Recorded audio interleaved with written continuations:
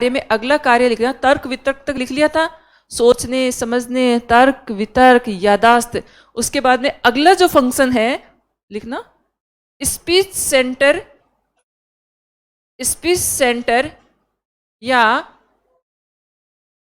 Speech centre या वाणी पर, हिंदी में भी लिख लो, वाणी पर नियंत्रण व समन्वय,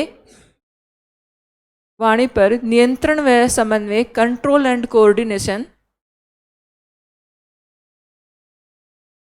प्रमस्तिष्क का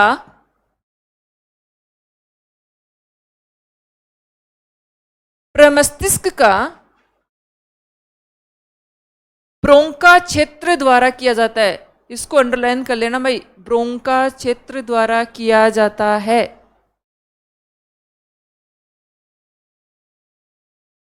अगर ऑप्शन में प्रमस्तिष्क नहीं दिख रहा है तो घबराने की आवश्यकता नहीं है। तो वो क्या लिखेगा दूसरा, ब्रोंका। अगर उसके मन में आ गई कि प्रश्न को थोड़ा सा घुमा दिया जाए तो जिसने थोड़ा सा भी ठीक तरीके से पढ़ा है वो इसका उत्तर निकाल के ले आएगा। अगर प्रमस्तिष्क आपको नहीं दिखाई दे रहा तो डेफिनेटली ऑप्शन में क्या दिखेगा आपको, ब्रोंका। और ये क्या काम करता है, स्पीच सेंटर यानी कि वाणी पर नियंत्रण और समन्वय का जो काम करता है वो प्रमस्तिष्क के कौन से भाग के द्वारा किया जाता है, ब्रोंका क्षेत्र के द्वारा किया जाता है। अब देखो थोड़ा सा सुनना, अपना जो प्रमस्तिष्क वाला जो भाग है वो दो भागों में बटा होता है। कितने भागों में बटा होता है, दो। मस्तिष्क का जो अपना दायां भाग है वो बाएं भाग को कंट्रोल करता है, और बायां वाला जो भाग है वो कौन से को कंट्रोल करता है, दाएं को। उल्टा है, दो भागों में बटा होता है।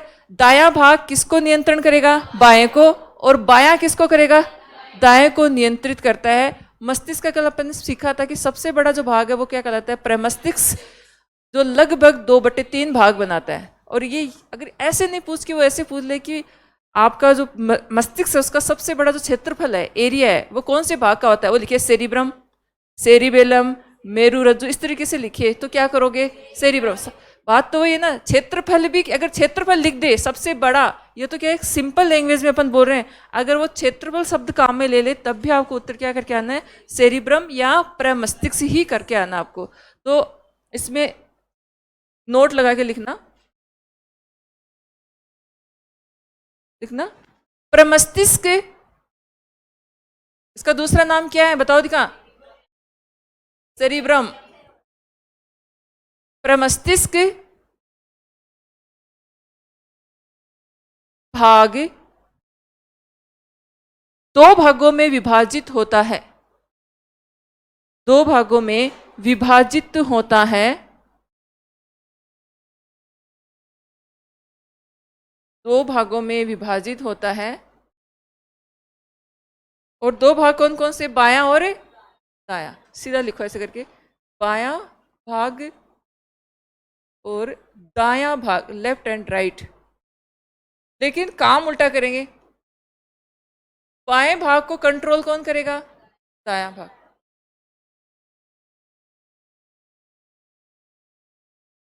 सीधा ऐसे लिख लो, दाएं भाग से नियंत्रण,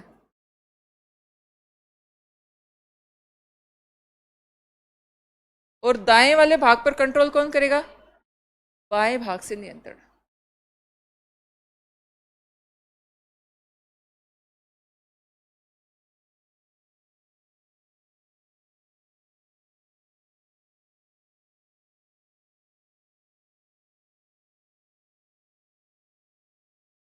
अब जैसे प्रश्न पूछे, यदि किसी दुर्घटनावश किसी व्यक्ति की याददाश्त चली जाती है तो निम्नलिखित में से कौन सा एक भाग सबसे ज़्यादा प्रभावित होगा। तो आप उत्तर क्या करोगे, सेरिब्रम या प्रमस्तिष्क, क्योंकि याददाश्त संबंधी जो काम है वो मुख्य रूप से कौन कर रहा है, प्रमस्तिष्क या सेरिब्रम कर रहा है।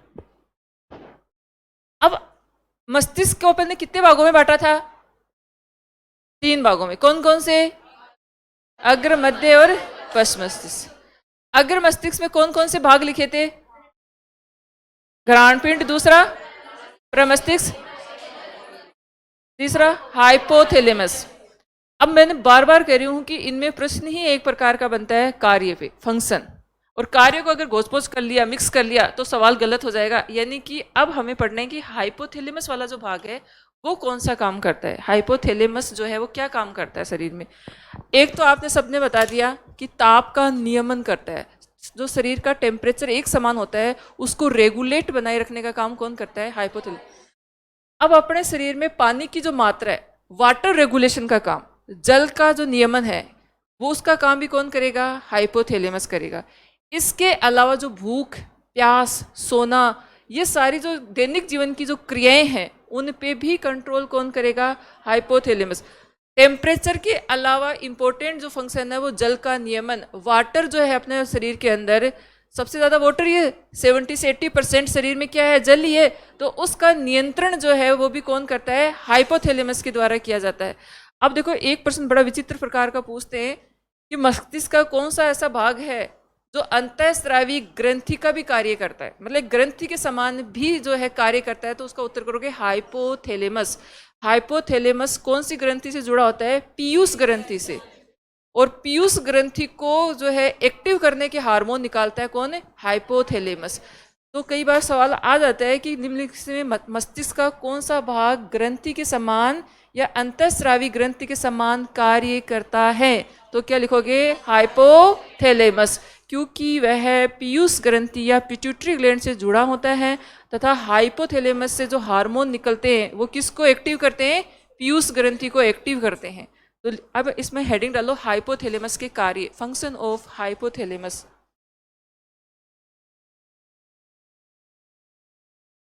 हाइपोथैलेमस के कार्य।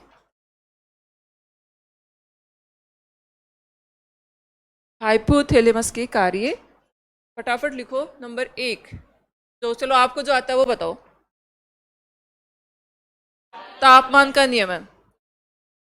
अब फिलहाल जो आरपीसी का जो पैटर्न चल रहा है, सवाल यही है, आंसर भी यही है, लेकिन साइंस का टेक्निकल वर्ड यूज करेगा। वो क्या यूज करेगा? शरीर में देखना, प्रश्न को देखना, शरीर में होमियो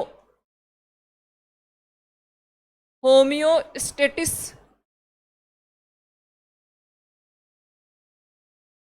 होमियोस्टेटिस क्रिया का नियंत्रण व समन्वय करता है। अब ये शब्द देख के घबरा गए अपन। होमियोस्टेटिस, ताप का जो नियंत्रण है, शरीर में जो टेम्परेचर का जो संतुलन है, उस प्रक्रिया को विज्ञान की भाषा में क्या कहते हैं? होमियोस्टेटिस कहते हैं। क्या कहते हैं? होमियोस्टेटिस कहा जाता है।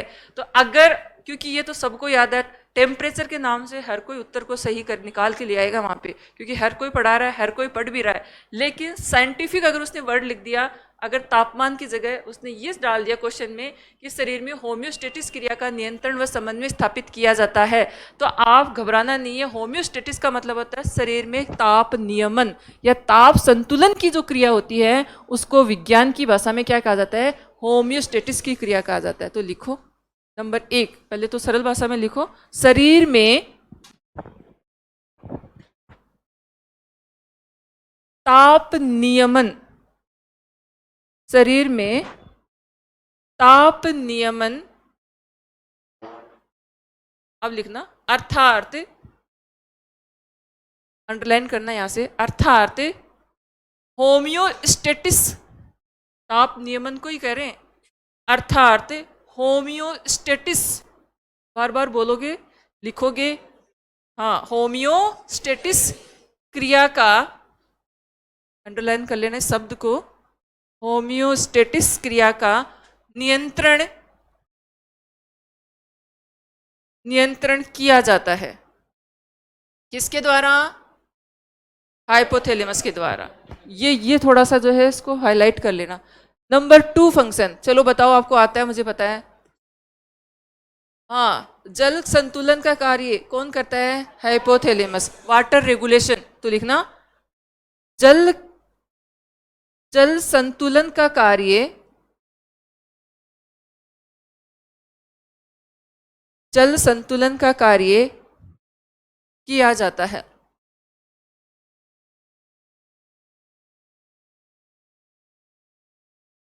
अब देखो बहुत सारे एग्जाम है, जो पुराने पैटर्न चलते थे, कई सारे एग्जाम होते हैं, उसमें सीधे सीधे सवाल आए, शरीर में भूख, प्यास आदि के केंद्र पाए जाते हैं। यानी कि भूख और प्यास की जो क्रिया है उस पर कंट्रोल और कोऑर्डिनेशन करने का काम भी कौन करता है?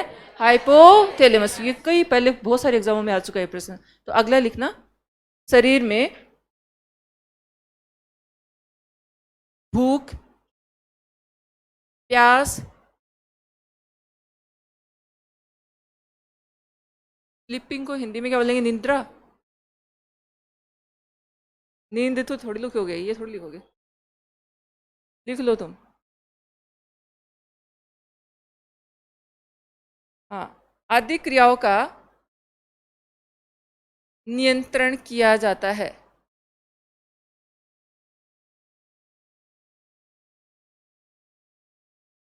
अर्थात अर्थात दैनिक क्रियाओं का, हंसना, खेलना, कूदना, ये सारे, अर्थात दैनिक क्रियाओं का नियंत्रण, दैनिक क्रियाओं का नियंत्रण किया जाता है।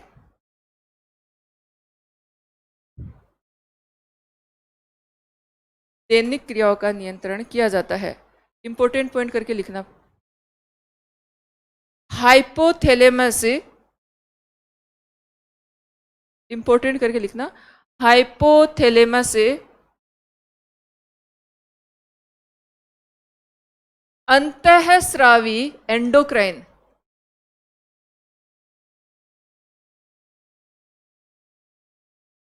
अंतःस्रावी ग्रंथि के समान कार्य भी करता है।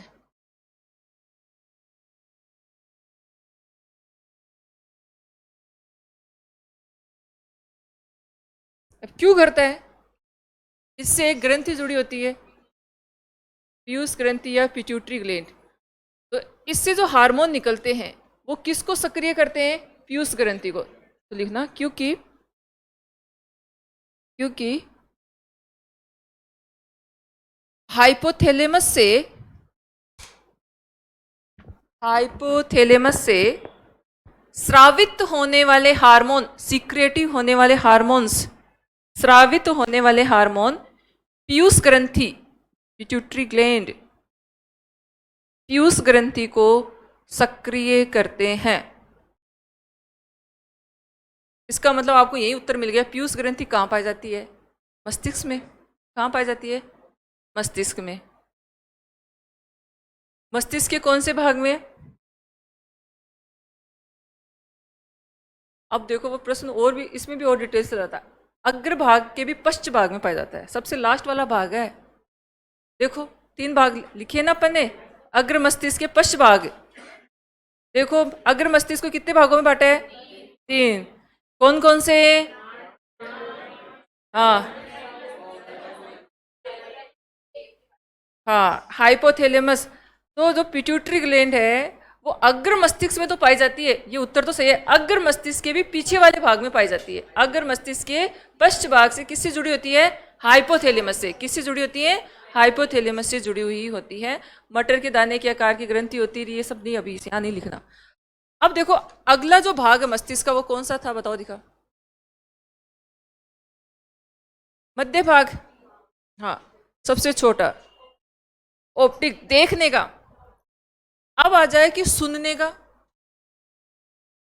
भाई देखने, ऑप्टिक तो आपने बता दिया कि देखने से संबंधित जो नियंत्रण और समन्वय की जो क्रिया है वो मिड ब्रेन के द्वारा की जाती है, मध्य मस्तिष्क के द्वारा की जाती है।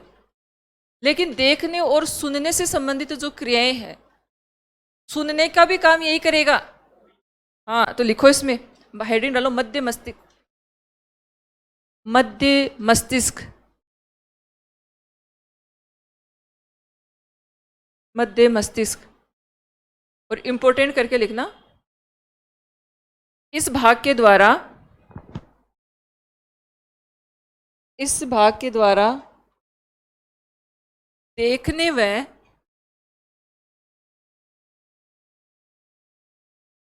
देखने व सुनने से संबंधित, सुनने से संबंधित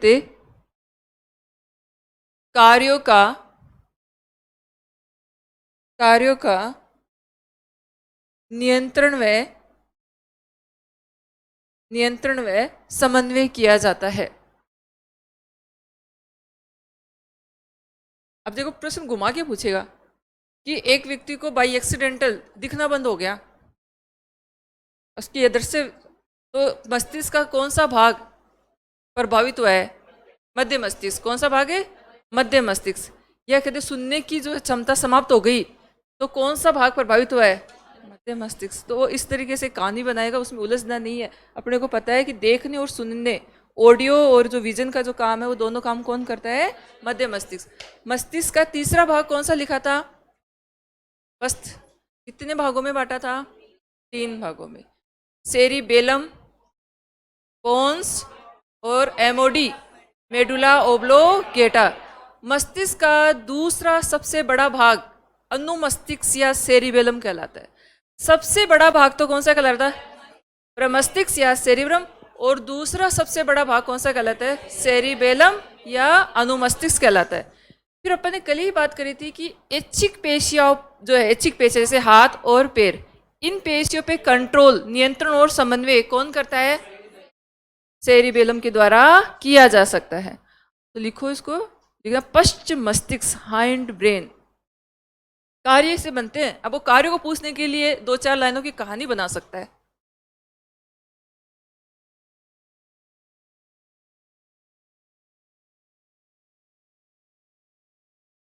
सबसे पहला भाग लिखो, सेरिबेलम।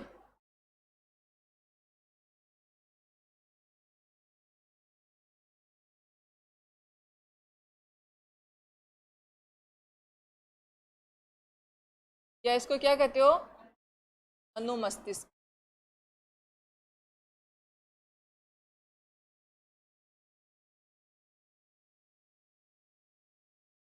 ब्रेन का दूसरा सबसे बड़ा भाग है भाई ये।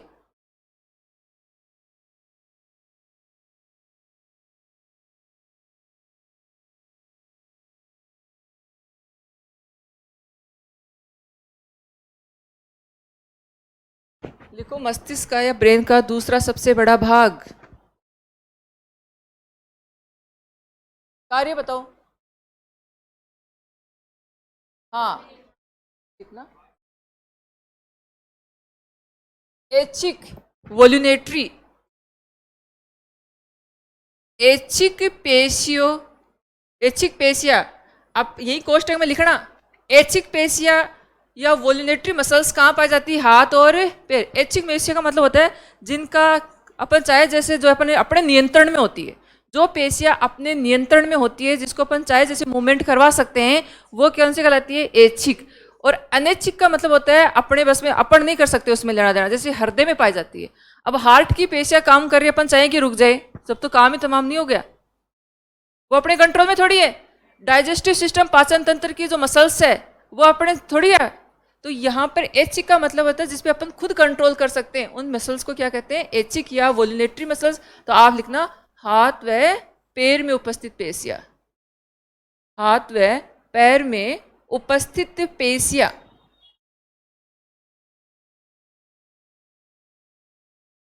कोष्टक बंद कर देना। ऐच्छिक पेशियां, ऐच्छिक पेशियों के, ऐच्छिक पेशियों की गति का नियंत्रण, ऐच्छिक पेशियों की गति का नियंत्रण किया जाता है।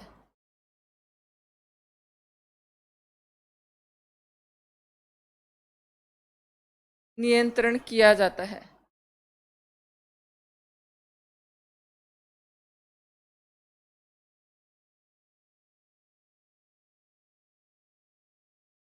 अब देखो फिर एक कैसे सवाल बनाता है, थोड़ा सा देखना। किसी व्यक्ति के कांटा चुभने पर या आग से जलने पर तुरंत संवेदना प्रकट करता है, तो निम्नलिखित में से कौन सा भाग प्रभावित है? गलत है।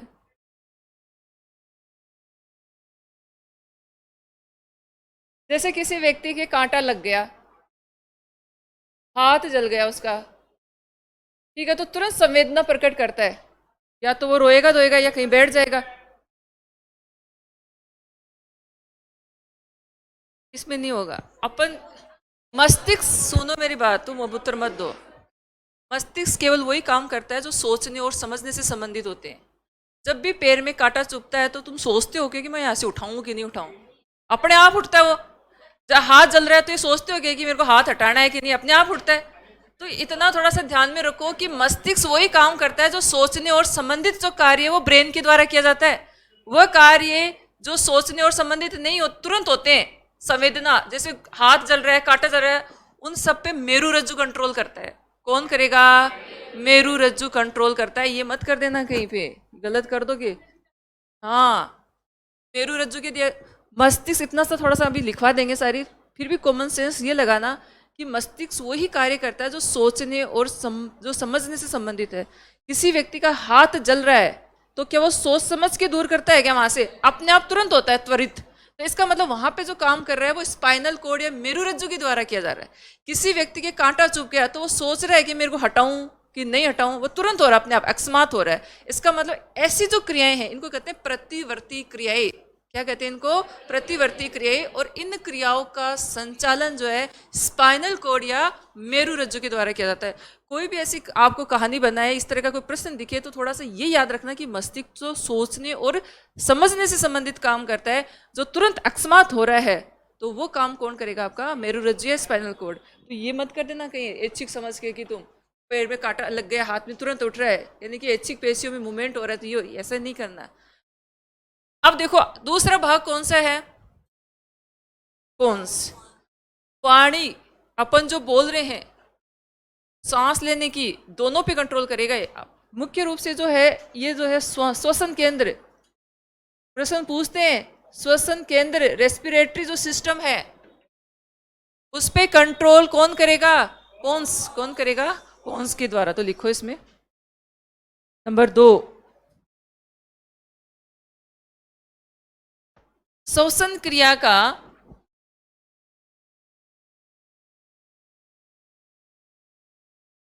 श्वसन क्रिया का नियंत्रण व समन्वय, श्वसन क्रिया का नियंत्रण व समन्वय किया जाता है, अर्थात अंडरलाइन करके लिखना,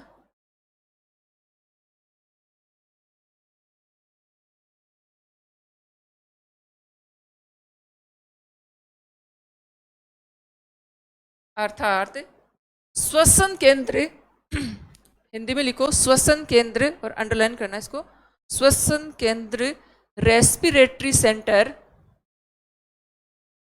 श्वसन केंद्र या रेस्पिरेटरी सिस्टम सेंटर, श्वसन के श्वसन केंद्र या रेस्पिरेटरी सेंटर पोन्स भाग में पाया जाता है।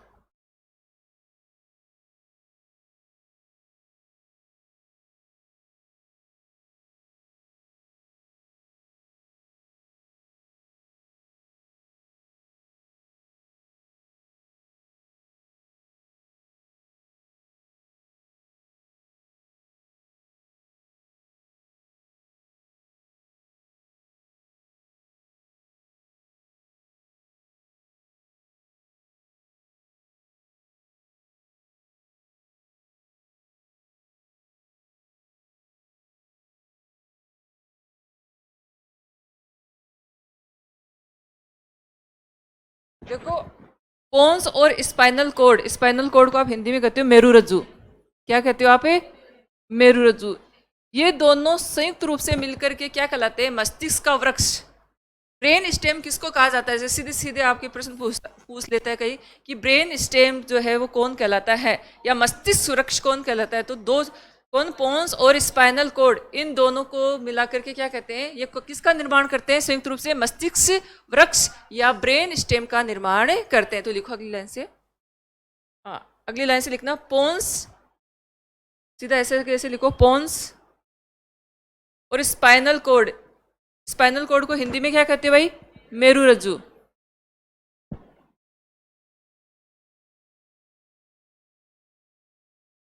पोन्स प्लस करके सीधा लिखो, सेंटेंस मत बनाना।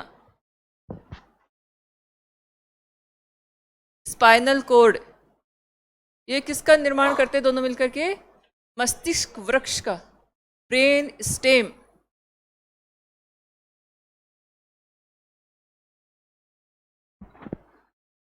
मस्तिष्क वृक्ष या ब्रेन स्टेम कहलाता है। फिर वो लिखता है ऑप्शन 1 2 3 4, जो भी ऑप्शन है, जिस ऑप्शन में ये दिखे वो ऑप्शन सही कर देना है। ब्रेन स्टेम किसको कहा जाता है? बताओ दिखा भाई। पोन्स और स्पाइनल कॉर्ड को। अब पश्च मस्तिष्क का कौन सा भाग बच गया? MOD लिखो इसमें। MOD, अगर ये लंबा चौड़ा नाम याद नहीं हो, मेडुला ओब्लोगेटा, तो ये याद रख लो। अपने को तो याद रखने से मतलब है। MOD, medulla oblongata. क्या क्या करता है ये? चलो, अनुमस्तिष्क में ऐच्छिक था, यहां पर क्या है? अनैच्छिक क्रिया होगा। अब प्रश्न ये उठता है, अनैच्छिक क्रियाएं कौन कौन सी होगी?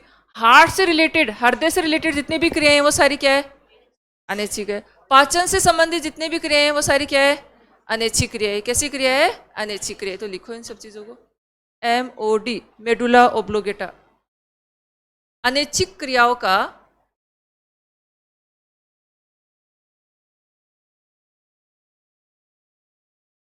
अनैच्छिक क्रियाओं का इनवॉल्यूलेटरी, अनैच्छिक क्रियाओं का नियंत्रण किया जाता है। इनवॉल्यूलेटरी, अनैच्छिक क्रियाओं का नियंत्रण किया जाता है। जैसे नंबर 1, हार्ट रेट, हृदय दर।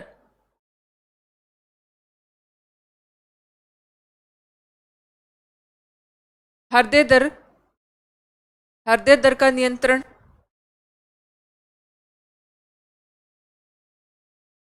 अब आपसे पूछ ले कि ब्लड प्रेशर का नियंत्रण कौन करता है? मस्तिष्क का कौन सा भाग जो है ब्लड प्रेशर, बीपी का कंट्रोल और कोऑर्डिनेशन करता है? अब बीपी, अब मैं चाहूँ मेरी बीपी बढ़ जाए, मेरे चाहने से थोड़ी बढ़ेगी, यानी कि ये क्या है? अनैच्छिक क्रिया है। और अनैच्छिक क्रियाओं का कंट्रोल कौन करता है? MOD करता है। अब देखो वो थोड़ा सा क्या साइंस का शब्द यूज करेगा, वेसोमोटर। इसका मतलब वो रक्त दाब की बात कर रहा है। किसकी बात कर रहा है? रक्त दाब की बात कर रहा है। यानी कि रक्त दाब का मतलब होता है कि कहीं ना कहीं वो किसकी बात कर रहा है? आपकी बीपी या ब्लड प्रेशर की बात कर रहा है। तो शब्द जो है आपको वैसे टेक्निकली क्या याद रखना है? रक्त दाब की जगह अगर वेसोमीटर लिख दिया जाए तो इसका मतलब वो किसकी बात कर रहा है? रक्त दाब की। तो अगला लिखना, इंपॉर्टेंट करके लिखना। शरीर में पहले लिखो रक्त दाब, हिंदी में लिखो पहले, रक्त दाब, ब्लड प्रेशर, रक्त दाब। अब कोष्टक में या अलग से हाईलाइट करके लिख लेना, अंडरलाइन करते हुए, वेसोमोटर, ये लिखा हुआ वेसोमोटर, या ऐसे लिख लो।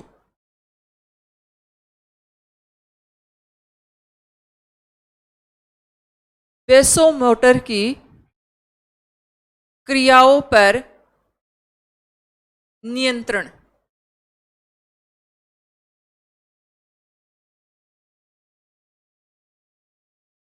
नंबर अगला जो भी कोई नंबर। और क्या काम करेगा? पाचन से संबंधित, तो लिखना पाचन से संबंधित क्रियाओं पर नियंत्रण।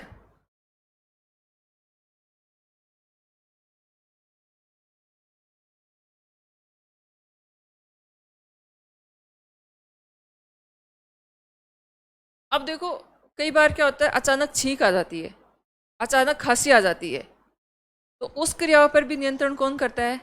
MOD। तो इसको लिखना, अकस्मात रूप से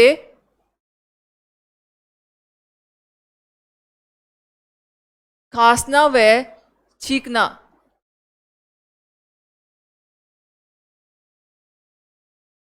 अचानक से छींक आ जाती है,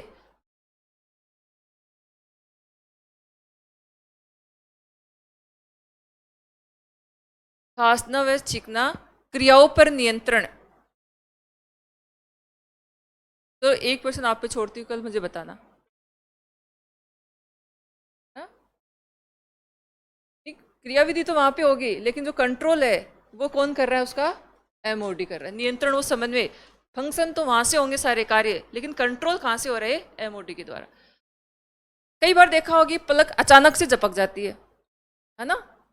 जैसे धूल मिट्टी गिर जाती है या कोई ऐसी वस्तु जो आंखों के जो अवरोध उत्पन्न करे, इन हैबिट की तरह काम करे, तो अचानक से पलक झपका, तो उस पे कंट्रोल और कोऑर्डिनेशन का काम कौन करेगा, ये बताना, थोड़ा सोच समझ, है ना, पलक का झपकना।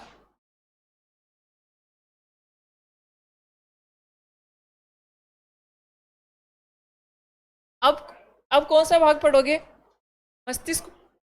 अग्र मस्तिष्क को कितने भागों में बांटा था, देखो पीछे, 3 भाग हो गए कंप्लीट। अब क्या बचा है, उस चार्ट शुरुआत में जो लिखा था उसमें देखो।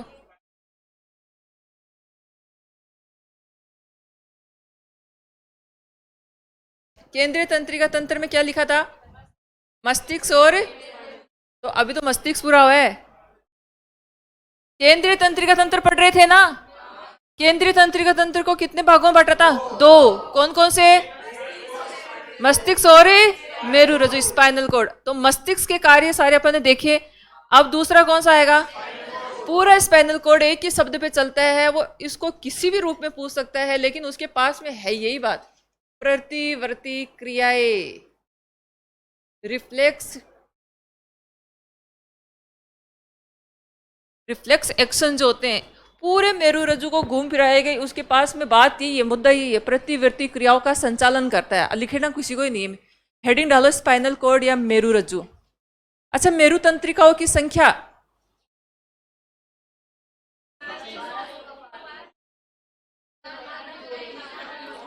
2 नर्व लिखाई थी, क्रेनियल, कपाल तंत्रिकाओं की संख्या 12 जोड़ी, और मेरु तंत्रिकाओं की संख्या 31 जोड़ी होती है। कंफ्यूज नहीं होना है। छोटी छोटी कशेरुकाएं पाई जाती है ना रीढ़ की हड्डी में, ऐसे देखा होगा आपने, एक्सरे वगैरह इस तरीके से आती है, उनकी संख्या बता रहा है वो वहां पे। अब स्पाइनल कॉर्ड या मेरुरज्जु,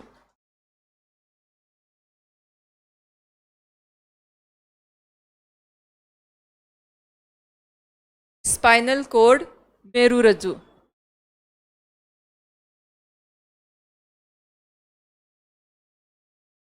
अच्छा ये बताओ, एक संवेदी अंग कौन कौन से होते हैं शरीर के?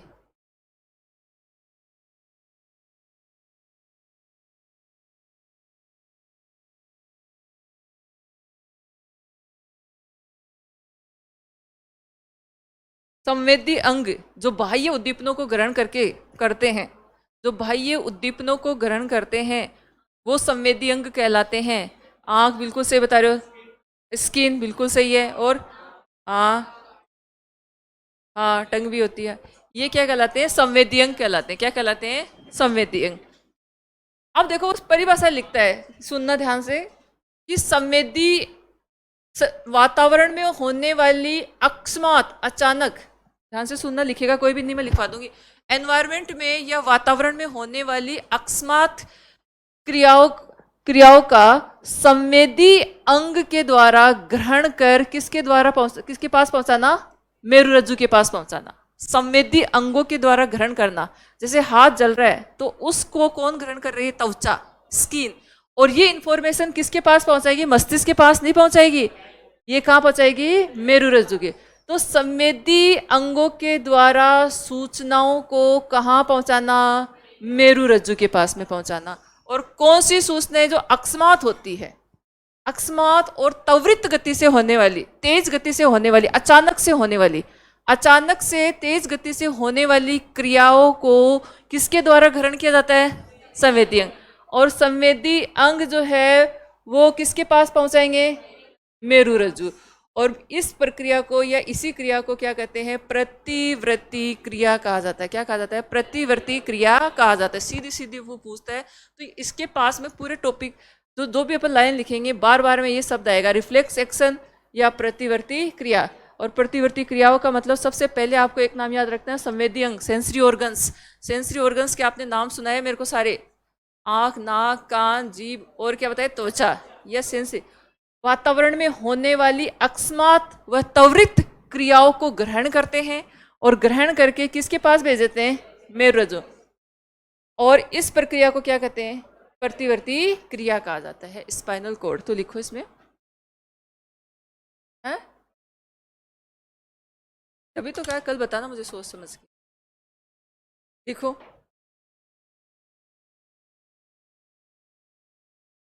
सबसे पहले लिखना, शरीर के संवेदी अंग, संवेदी अंगों के द्वारा, ऐसे लिखना, शरीर के संवेदी अंगों के द्वारा, सेंसरी ऑर्गन,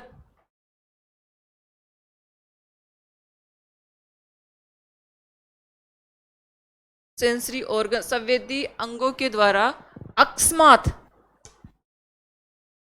अकस्मात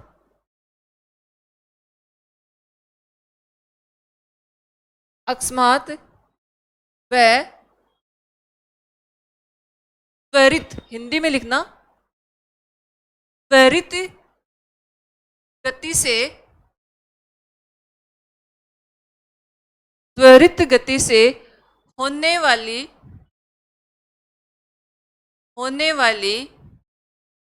अनैच्छिक क्रियाओं को, होने वाली अनैच्छिक क्रियाओं को, इनवॉल्यूंटरी एक्शन, होने वाली अनैच्छिक क्रियाओं को, अनैच्छिक क्रियाओं को मेरुरज्जु तक पहुंचाना, स्पाइनल कोर्ड तक पहुंचाना,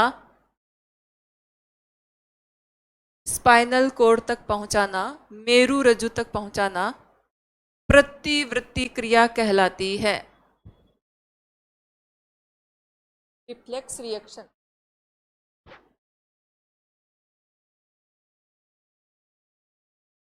प्रतिवृत्ति क्रिया कहलाती है, रिफ्लेक्स एक्शन कहलाती है। अब क्या होगा आगे, पहले तो इस परिभाषा को पढ़ो, क्योंकि लैंग्वेज ये लिखेगा, आपको समझा दिया इजी भाषा में, नहीं समझ में तो दोबारा समझा देंगे। सबसे पहले क्या आएगा, संवेदी अंग, सेंसरी ऑर्गन, सबको पता है संवेदी अंग कौन कौन से होते हैं। वो क्या करेंगे, वातावरण में होने वाले अचानक और त्वरित जो क्रियाएं हैं उनको ग्रहण करेगा, या अनैच्छिक जो क्रियाएं हैं उनको ग्रहण करके किसके पास भेज देगा, मेरुरज्जु। और इस प्रक्रिया को क्या कहते हैं, प्रतिवृत्ति क्रिया कहा जाता है। अब कल अपन ने एक दो चीज लिखी थी, एक तो लिखी थी संवेदी न्यूरॉन, लिखा था ना, एक लिखा था चालक न्यूरॉन। क्या था उस संवेदी न्यूरॉन सूचना को कहां से कहां पहुंचाता है,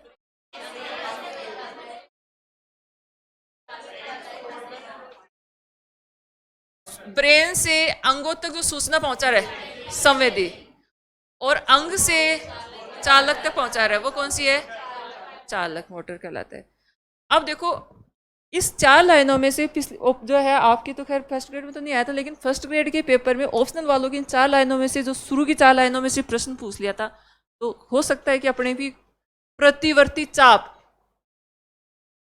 इन 4 लाइनों में से प्रश्न आ गया था। प्रतिवर्ती क्रियाएं तो पढ़ ली, अब प्रतिवर्ती चाप क्या होता है, रिफ्लेक्स आर्ट्स। देखो सबसे पहले ध्यान से सुनना, सबसे पहले कौन से अंग, संवेदी अंग, लिखेगा कोई नहीं, सेंसरी ऑर्गन।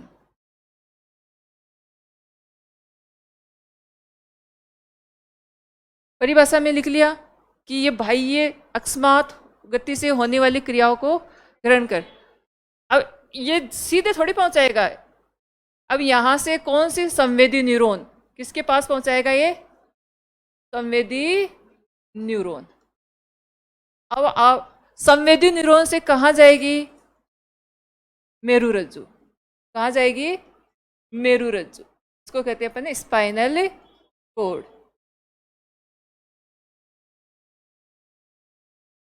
अब स्पाइनल कोर्ड से भाई कैसे, जैसे किसी व्यक्ति का हाथ जल गया तुरंत उठा रहा है, तो वो उठाने की जो प्रक्रिया है वो वापस से यहां से सूचना, वापस से जो संवेदी अंगों तक सूचना पहुंचाने का काम कौन करेगी, बताओ दिखा। दूसरा कौन सा लिखा था, चालक न्यूरॉन या मोटर न्यूरॉन।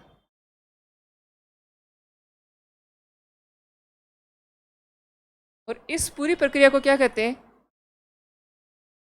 प्रतिवर्ती चाप।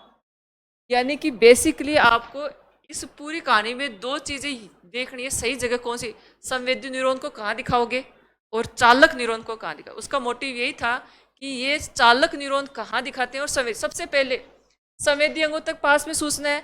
अपने को पता है न्यूरॉन का काम ही सूचनाओं को लाना और ले जाने का काम है, अंग थोड़ी ले जाएगा, उसने तो ग्रहण कर लिया। अब वो कौन सी न्यूरॉन के पास भेजेगा इन्फॉर्मेशन को, ये अंग संवेदी न्यूरॉन के पास में।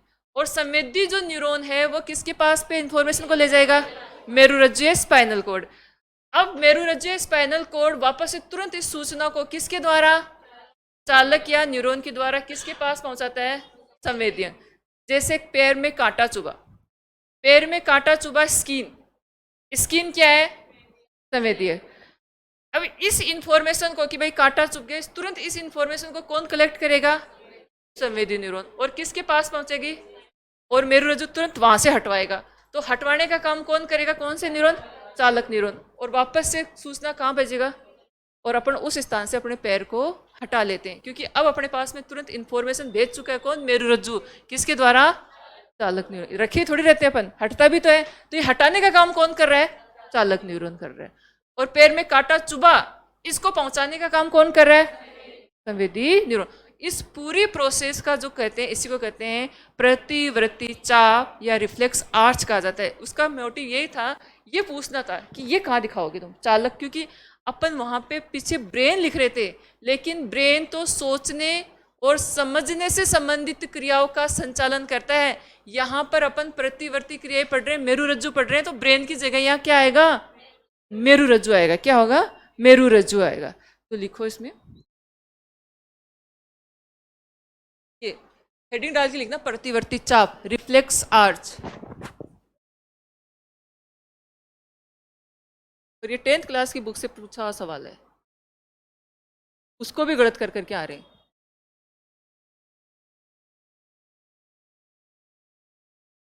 ऐसा कैसा बनाओ, ऐसे ही पूछा था उसने, क्रम पूछा था, संवेदी अंग के बाद में क्या आएगा, क्रम पूछा था, संवेदी न्यूरॉन्स आएंगे, संवेदी न्यूरॉन्स के बाद में कौन क्या आएगा, मेरुरज्जु स्पाइनल कॉर्ड आएगा, स्पाइनल कॉर्ड के बाद में क्या आएगा, मोटर न्यूरॉन्स, मोटर न्यूरॉन्स के बाद में सेंसरी ऑर्गन। ये था, क्रम पूछा था।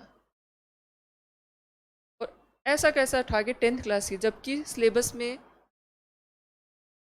अपने दे रखा है, ऑप्शनल वाले गलत ठोक के आए हैं इस प्रश्न को, अधिकतर बच्चे। शुरू की 4 लाइनों में से प्रश्न पूछा है। प्रतिवर्ती चाप कहा जाता है, संवेदी अंग, सेंसरी ऑर्गन, संवेदी neuron, sensory neuron, spinal cord के पास पे इंफॉर्मेशन। सूचना शब्द के लिए पेपर में काम में शब्द क्या आएगा, आवेग।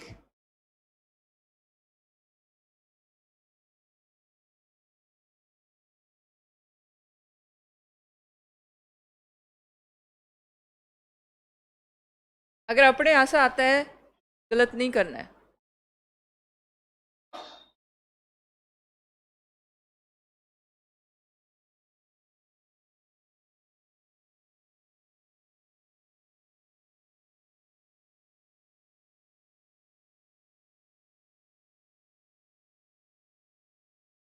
संवेदी अंगों के नाम लिख लेना नीचे, ना कहीं भूल जाओ एग्जाम आते आते। सेंसरी ऑर्गन कौन कौन से, त्वचा, शरीर का सबसे बड़ा अंग भी त्वचा है, स्किन कहलाती है। दूसरा कौन सा लिखोगे,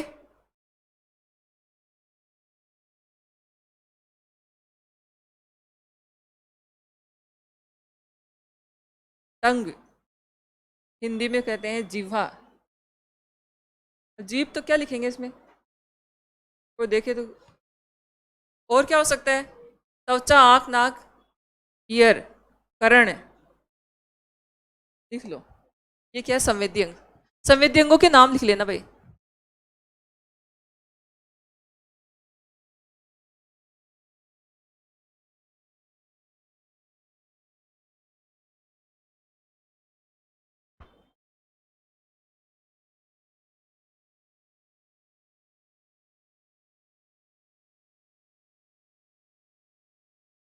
एग्जाम्पल, प्रतिवर्ती क्रियाओं के उदाहरण लिखो। हाँ लिखना, अचान, हाँ,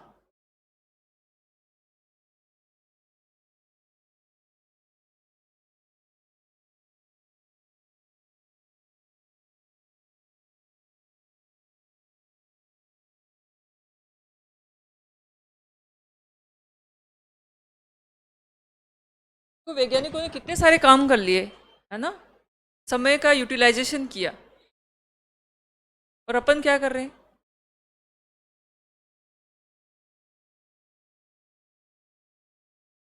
अपन कोई मस्तिष्क के बारे में नई बात बता सकते हैं क्या? नहीं बता सकते। हाँ, मस्तिष्क के बारे में कोई रिसर्च नहीं कर सकते अपन नहीं, क्योंकि अपना इंटरेस्ट ही नहीं है।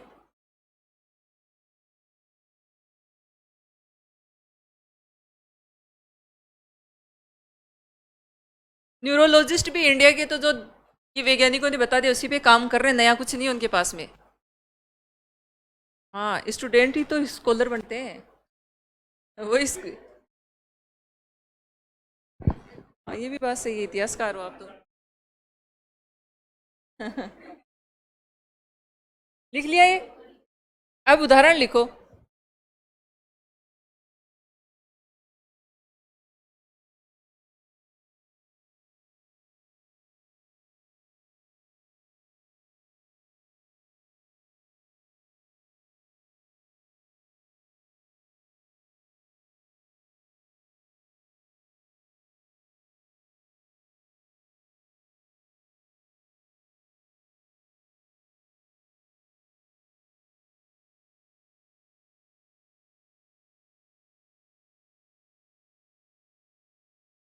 लिख लो उदाहरण।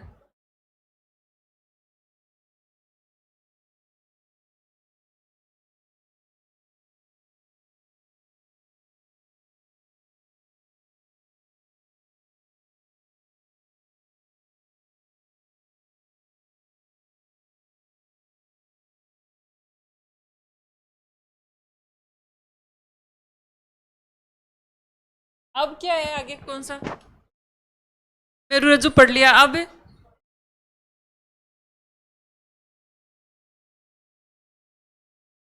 तंत्रिका तंत्र को तीन भागों में बांटा था, पढ़ो उसको। पीएनएस का तो वही काम तमाम हो गया था कल ही। दो प्रकार की तंत्रिकाएं, कौन कौन सी? कंपाल तंत्रिकाएं कितनी होती है संख्या में? 12 जोड़ी। और मेरुरज्जु मेरु कपा हाँ स्पाइनल 31 जोड़ी। कुल मिला के उसका काम तो तंत्रिकाएं पाई जाती है उसमें, कौन कौन सी? क्रेनियल और मेरुरज्जु वाली तंत्रिकाएं। उसके बाद में तीसरा भाग कौन सा था? हाँ, ऑटोनोमस नर्वस सिस्टम कितने भागों में बांटा? सिंपेथेटिक और पैरासिम्पेथेटिक। हाँ, अनुकंपी और प्रानुकंपी। वो दोबारा लिखोगे क्या? जो दो तंत्रिका तंत्र के तीन भाग है, वो जो मेरु तंत्रिकाओं की संख्या दोबारा लिखने की जरूरत है क्या? फिर ये मत सोचना है कि मैडम ने तो तीन लिखाए थे, अपन दो ही कैसे पढ़ रहे हैं, वहीं वहीं कंप्लीट हो गया था। वो संख्या लिख ली थी ना अपन ने तंत्रिकाओं की दोनों की। तो तीसरा भाग लिखो मस्तिष्क का। मस्तिष्क का क्या, सॉरी, तंत्रिका तंत्र का। स्वायत्त तंत्रिका तंत्र, एएनएस। शॉर्ट में क्या कहते हैं इसको? ANS, autonomous nervous system.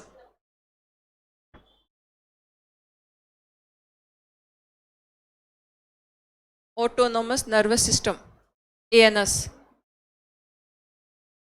लिखो इसमें। यह है तंत्रिका तंत्र का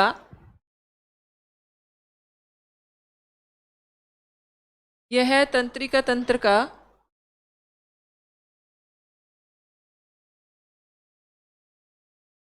अंतिम भाग कहलाता है।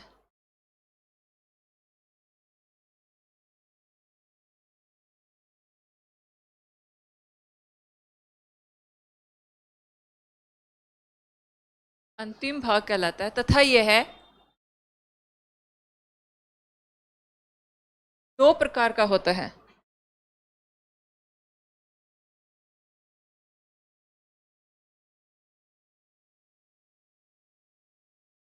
दो प्रकार का होता है। सिंपेथेटिक, इसको हिंदी में क्या कहते हो? अनुकंपी। ऐसे ही लिखना, क्योंकि एक जो पहले के कार्य हैं जस्ट अपोजिट उस दूसरा चलेगा, इसलिए इनको कंपैरिजन के रूप में लिखना है। ऐसे कैसे लिखना, ऊपर सीधा एएनएस लिख के समझ जाओगे। एएनएस को कितने भागों में बांटा? दो, अनुकंपी प्रानुकंपी।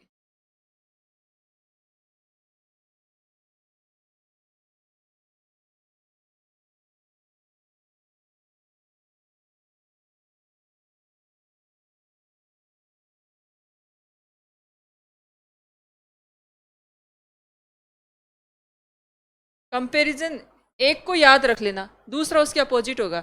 जैसे यहाँ पे ये कहता है ये ऊर्जा को बढ़ाता है, एनर्जी लेवल को बॉडी के अंदर बढ़ाता है, तो वो क्या करेगा? कम करेगा। इधर लिखता है उत्तेजना, उत्तेजना को बढ़ाएगा, तो इधर ये क्या करेगा? कम करेगा। शरीर की अनेक क्रियाएं, जैसे अपन कहते हैं कि अनेक क्रियाओं में जैसे कई बार हार्ट रेट बढ़ रही है, तो ये बढ़ाएगा, तो ये कौन करेगा? कम करेगा। एक बढ़ाएगा, दूसरा क्या करेगा? कम करेगा। अपोजिट चलना है, एक को याद रखो, दूसरा उल्टा हो जाएगा उसका। तो सबसे पहले इधर वाले में लिखना सिंपैथेटिक या अनुकंपी, इसमें लिखना शरीर में ऊर्जा स्तर को बढ़ाता है।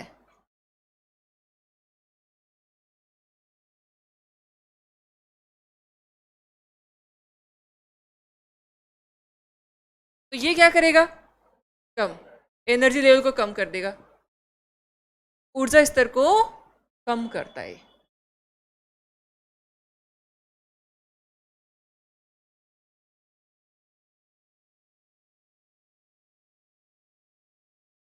दूसरा, उत्तेजना में वृद्धि,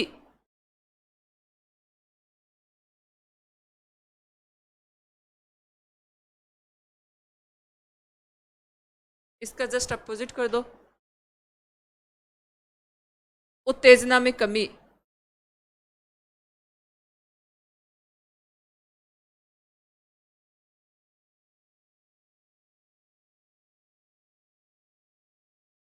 अगला लिखो इसमें, इधर ये लिखो पहले तो, एक बढ़ाएगा, दूसरा घटाएगा। एक को याद रखो, नहीं तो दोनों को एक साथ पढ़ोगे तो कंफ्यूज हो जाओगे, सिंपैथेटिक पैरासिम्पैथेटिक में रह जाओगे नहीं। एक को याद रखो बस, दूसरा जो है अपने आप याद हो जाएगा उसके साथ में। दोनों को एक साथ लेके कभी नहीं चलना। तीसरा लिखो, शरीर में होने वाली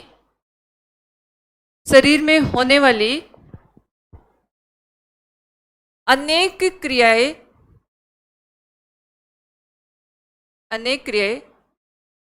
जैसे हृदय दर, हार्ट रेट, हृदय दर एक साथ ही लिखवा देती हूँ, हृदय दर कोमा रक्तदाब, हृदय दर कोमा रक्तदाब में वृद्धि करता है।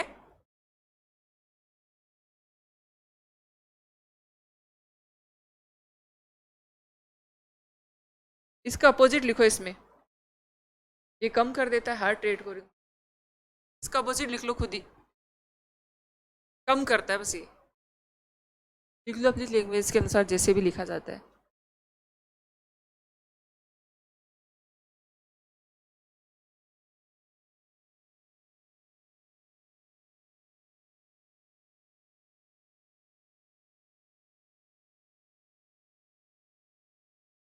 और ये ये काम कौन करता है भाई? सीएनएस के द्वारा। और सीएनएस को कितने भागों में, सॉरी एएनएस के द्वारा, एएनएस को कितने भागों में बांटा? तो कौन कौन से? और पैरासिम्पैथेटिक। एक को याद रखो, दूसरा अपने आप साथ चलेगा। शरीर में ऊर्जा लेवल को बढ़ाता है ना, और ये क्या करता है? ऊर्जा स्तर को कम करता है। यानी कि ये कुल मिला के आलस्य जो होता है, आलस्य को बढ़ाने का काम करता है कौन है? फिर। और शरीर को एनर्जेटिक रखने का काम कौन करता है? सिंपैथेटिक या अनुकंपी। उत्तेजना में वृद्धि और यहाँ पे कमी। अगला अपन ने लिखा शरीर की विभिन्न क्रिया, जैसे हार्ट रेट बढ़ा दी, बीपी को बढ़ा दिया, कौन बढ़ा रहा है? और इसका अपोजिट कम कौन कर रहा है? अनुकंपी। और ये दोनों ही किसके प्रकार है? एएनएस के प्रकार। और इस तरीके से तंत्रिका तंत्र के 3 भाग क्या होते हैं? कंप्लीट होते हैं। उसके बाद में क्या है? हार्मोन्स के, हाँ, अंतःस्रावी ग्रंथियां जो होती है वो किस तरीके से नियंत्रण और समन्वय। अब देखो एक थोड़ा सा देखना, जैसे ये तो सारे अपन पढ़ रहे हैं, अगर प्लांट का पूछ ले, पादप पे नियंत्रण और समन्वय कौन स्थापित करता है? प्लांट जो है, पौधों में भी तो होता होगा भाई, प्रकाश संश्लेषण हो रहा है, उनमें श्वसन की क्रिया भी हो रही है, वो भी तो सजीव है, तो नियंत्रण वो समन्वय उनमें भी तो स्थापित होता होगा। तो उनमें कौन करता है? देखो यहाँ पे, पर एक तो उनमें भी हार्मोन्स पाए जाते हैं, पादपों में भी, जैसे साइटोकाइनिन हार्मोन। कौन सा हार्मोन है? Cytokinin hormone. इसके अलावा जिब्रेलिन हार्मोन जो वृद्धि करता है, पौधे की जो तना होता है, तना वाला भाग जो वृद्धि करता है, वहां पे आता है जिब्रेलिन हार्मोन। और पौधे की शाखाओं में वृद्धि होती है, वहां आता है ऑक्सिन हार्मोन। तो प्लांट में वृद्धि कर रहे हैं वो हार्मोन्स। इसके अलावा साइटोकाइनिन हार्मोन, इसके अलावा आपको एथाइलिन हार्मोन। कौन सा हार्मोन? एथाइल, जो फलों को पकाने वाला हार्मोन होता है। कौन सा होता है? फलों को पकाने वाला हार्मोन होता है। तो एक तो हार्मोन जो है, अभी लिखवा दूंगी मैं ये सारी चीजें। एक तो हार्मोन पादप नियंत्रण और समन्वय करते हैं। कौन कौन से हार्मोन? गिनती के 4 या 5 ही हार्मोन है, उनको याद रखना है। दूसरा, नियंत्रण और समन्वय प्रकाश। अगर भाई लाइट नहीं होगी तो फोटोसिंथेसिस की क्रिया नहीं होगी, प्रकाश संश्लेषण नहीं होगा। प्रकाश संश्लेषण नहीं होगा तो क्या नहीं बनेगा? भोजन। और भोजन नहीं बनेगा तो पादपों में क्या नहीं होगी? ग्रोथ या वृद्धि नहीं हो सकती। दूसरा, प्रकाश के अलावा जल। अगर प्लांट को जल नहीं मिलेगा तो क्या उसमें वृद्धि हो सकती है? क्या नहीं। इसके अलावा महत्वपूर्ण खनिज लवण। क्या? खनिज लवण। ये सब जो है नियंत्रण और समन्वय स्थापित करते हैं पादपों में। जंतु का हर कोई पढ़ के जाता है, हर कोई बुक में लिखा होता है, लेकिन पादपों में नियंत्रण और समन्वय कैसे स्थापित होता है, अगर प्रश्न पूछाता है सारी चीजें लिखेंगे। तो ये तो कॉमन बातें हैं कि भाई तो प्रकाश का होना जरूरी है, जल होना जरूरी है, खनिज लवणों का होना जरूरी है, क्योंकि ये सब पादपों में वृद्धि में सहायक है। किसमें सहायक है? वृद्धि में। क्योंकि प्रकाश होगा तो प्रकाश संश्लेषण की क्रिया होगी, जिससे क्या बनेगा? भोजन। जल भी पादपों के लिए आवश्यक है और खनिज लवण भी पादपों के लिए आवश्यक है। तो ये सारी चीजें। इसके अलावा हार्मोन्स, पादप हार्मोन्स, ऑक्सिन हार्मोन। एक कौन सा होता है? ऑक्सिन हार्मोन, जो तने की नहीं, शाखाओं की वृद्धि करता है। ब्रांचेज जो होती है, शीर्ष भाग जो होता है या शाखाओं की वृद्धि करने वाला हार्मोन होता है ऑक्सिन। इसके जिब्रेलिन हार्मोन, वो भी वृद्धि करेगा लेकिन तने की करेगा। किसकी वृद्धि करेगा? तने की लंबाई और मोटाई में वृद्धि करेगा। इसके बाद में कहता है एथाइलिन हार्मोन। कौन सा आता है? Ethylene hormone. वो भी जो है फलों को पकाने का काम करता है। कई बार अभी देखो आप, आता है पतझड़ में पादप सूख जाते हैं, पत्ते वगैरह सूख के गिर रहे हैं, इसका मतलब कहीं ना कहीं उनका नियंत्रण और समन्वय बिगड़ गया। तो वो कौन सा हार्मोन है ऐसा जिसके कारण ऐसा हुआ है? यदि पादप निरोधक हार्मोन, पादप वृद्धि निरोधक हार्मोन, अर्थात वो कहीं ना कहीं किसको रोक रहे हैं? पादप की ग्रोथ को रोक रहे हैं या वृद्धि को रोक रहे हैं, और उससे नियंत्रण और समन्वय प्रभावित हो रहा है। तो वो कौन सा हार्मोन है? तो लिखेंगे अपन ABA, एब्सिसिक। ये नहीं लिखेंगे, चलो अब हेडिंग डालो हार्मोन। तो प्लांट का भी लिखना है, याद रखना। हार्मोन्स। हार्मोन्स शब्द किसने दिया था? लिख लो, स्टार्लिंग ने। लिखने फटाफट लिखना, हॉर्मोन्स। हार्मोन शब्द किसने दिया था भाई? स्टार्लिंग ने दिया था।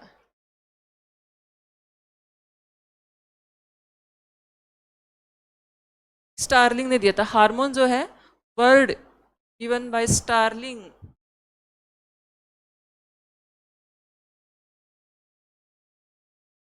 हार्मोन किससे निकलते हैं?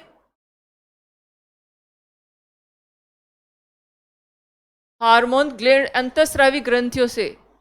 देखो, ग्लैंड्स जो होती हैं वो भी 2 टाइप्स की होती हैं, बहिस्रावी ग्रंथियां और अंतःस्रावी ग्रंथियां। थोड़ा समझना, लिखना नहीं, लिख लेंगे। अंतःस्रावी और बहिस्रावी। अंतःस्रावी ग्रंथियों से जो रासायनिक पदार्थ निकलते हैं वो कहलाते हैं हार्मोन। अंतःस्रावी ग्रंथियों से जो पदार्थ निकलते हैं वो क्या कहलाते हैं? हार्मोन। बहिस्रावी ग्रंथियों से जो पदार्थ निकलते हैं वो कहलाते हैं एंजाइम। क्या कहलाते हैं? एंजाइम। एंजाइम किसके बने होते हैं? प्रोटीन के। किसके बने होते हैं? प्रोटीन के। और हार्मोन जो है वो किसके बने होते हैं आपके? एक बार को,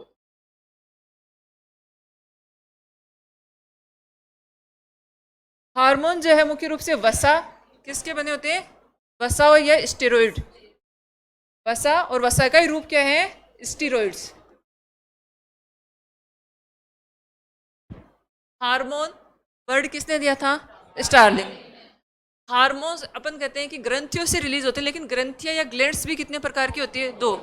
एक होता है बहिस्रावी और एक होता है अंतःस्रावी। बहिस्रावी ग्रंथियों से निकलते हैं उन पदार्थों को एंजाइम। एंजाइम किसके बने होते हैं? प्रोटीन के। और अंतःस्रावी ग्रंथियों से स्रावित रासायनिक पदार्थ क्या कहलाते हैं? हार्मोन्स। और हार्मोन किसके बने होते हैं? वसा और स्टीरॉइड्स के बने होते हैं। लिखो इनको, हार्मोन में लिखना। हार्मोन ऐसे लिख लो, ग्रंथियां।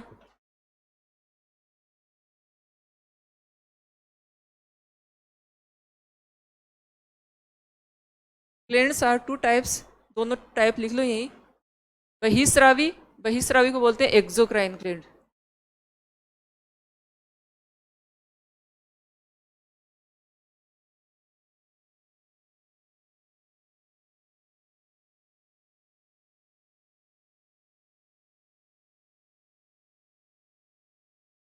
एंडोक्राइन,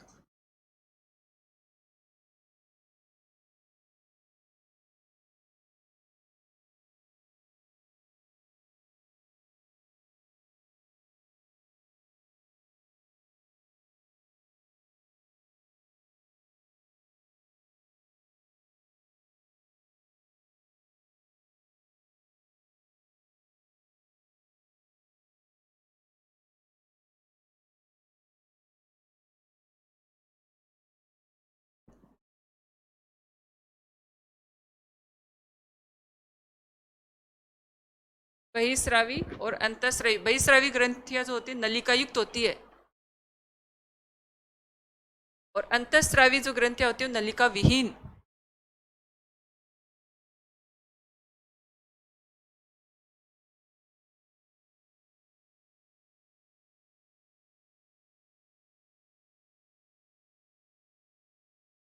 बहिस्रावी ग्रंथियों से निकलने वाला पदार्थ एंजाइम्स। सारे एंजाइम किसके बनते हैं? प्रोटीन के। अंतःस्रावी ग्रंथियों से निकलने वाले रासायनिक पदार्थ किससे बने होते हैं? वसा या स्टीरोइड। अंतःस्रावी ग्रंथियां क्या कहलाती है? नलिका विहीन ग्रंथियां। नलिका विहीन ग्रंथियां डक्टलेस ग्लैंड्स। और एक्सोक्राइन ग्लैंड क्या कहलाती है? नलिका युक्त ग्रंथियां। ऐसा कैसा लिख लो, समझ में आ जाएगा।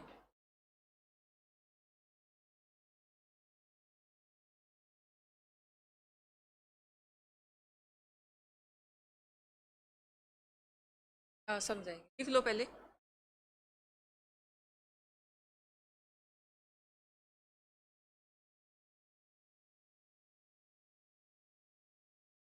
कल उत्तक वाला टॉपिक शुरू हो जाएगा।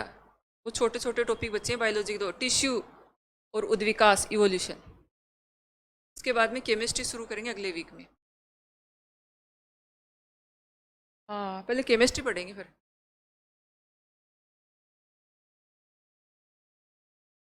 केमिस्ट्री से लगातार प्रश्न पूछे जा रहे हैं। हाँ 2 प्रश्न पूछे, हर बार 2 आ रहे हैं, इसलिए उसको कैसे भी नहीं छोड़ना। और न्यूमेरिकल आ रहे हैं तो उसको क्लास में ही प्रैक्टिस करवानी है, ताकि एग्जाम में किसी भी हाल में प्रश्न गलत नहीं हो। वो न्यूमेरिकल ही पूछेगा। रासायनिक एक प्रश्न रासायनिक अभिक्रिया, केमिकल रिएक्शन, हर बार पूछ रहे रासायनिक अभिक्रिया से प्रश्न। और वो पूरे सिलेबस का सबसे सरल टॉपिक है रासायनिक अभिक्रिया। देख लेना, तुम खुद ही कहोगे, याद कुछ करना ही नहीं, केवल समझना ही उसमें। अभिक्रिया से संबंधित उसको कोई भी बात पूछनी होगी, वो खुद अभिक्रिया लिखेगा वहां।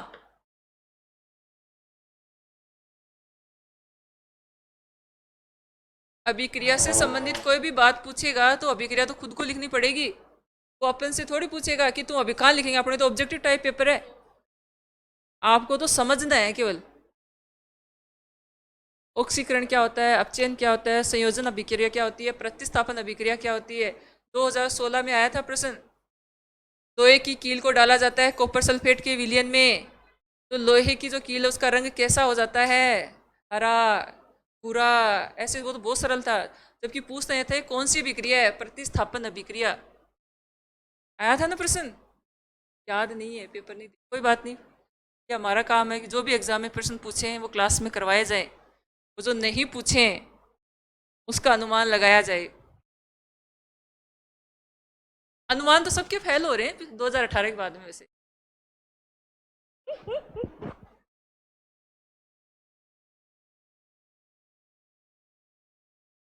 देखो अब आपके रजिस्टर में देखो, मैं बोल के बता देती हूँ आपको सबको। सबसे पहले हार्मोन शब्द किसने दिया था? स्टारलिंग ने। हार्मोन अपन ने नीचे लिखा है कि ग्लैंड्स के द्वारा स्रावित होती है, लेकिन वास्तव में ग्रंथियां भी कितने प्रकार की होती है? 2 प्रकार की। कौन कौन सी?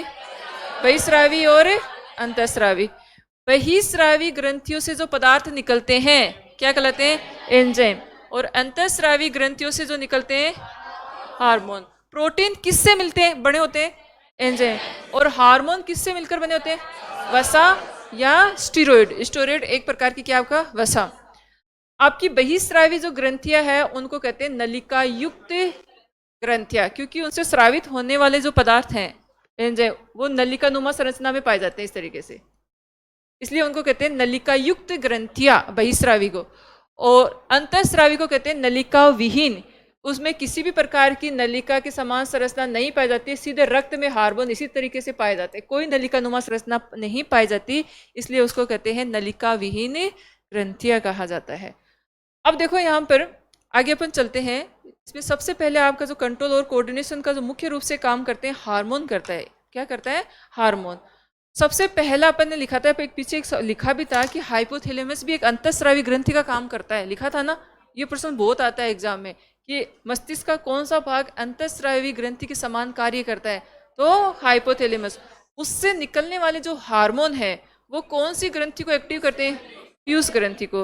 अब अपने को समझ में आ गया कि पीयूष ग्रंथि भी मस्तिष्क में पाई जाती है, और मस्तिष्क के कौन से भाग में पाई जाती है? अग्र मस्तिष्क के पश्च भाग में। सबसे छोटी ग्रंथि बोलते हैं इसको, मटर के दाने के समान होती है। इससे जो हार्मोन निकलते हैं, प्रश्न हार्मोन और उसके कार्य भी पूछेगा। कौन कौन से हार्मोन? वृद्धि हार्मोन। कौन सा हार्मोन रिलीज होता है पहला? वृद्धि हार्मोन। तो वृद्धि हार्मोन का काम होता है वृद्धि का नियंत्रण करेगा, समन्वय करेगा। अगर कमी होगी तो वृद्धि वहीं पे जो है कम होगी, या वृद्धि जो है उसका हार्मोन की अधिकता है तो कोई रोग होगा, अधिकता या कमी से क्या होगा? रोग होगा। उसके अलावा जो है कौन कौन से हार्मोन इसके द्वारा स्रावित होते हैं पीयूष ग्रंथि के द्वारा, वो क्या काम करते हैं, ये प्रश्न बनते हैं। तो लिखो इसमें सबसे पहले पीयूष ग्रंथि, पिट्यूटरी ग्लैंड।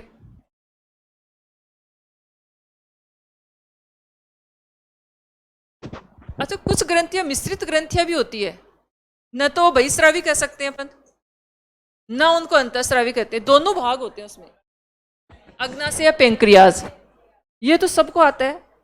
इसके अलावा और कौन सी ऐसी ग्रंथियां हैं जो दोनों का काम करती है, यानी कि मिश्रित ग्रंथियां कहा जाता है उसको, मिक्स्ड ग्लैंड भी कहा जाता है।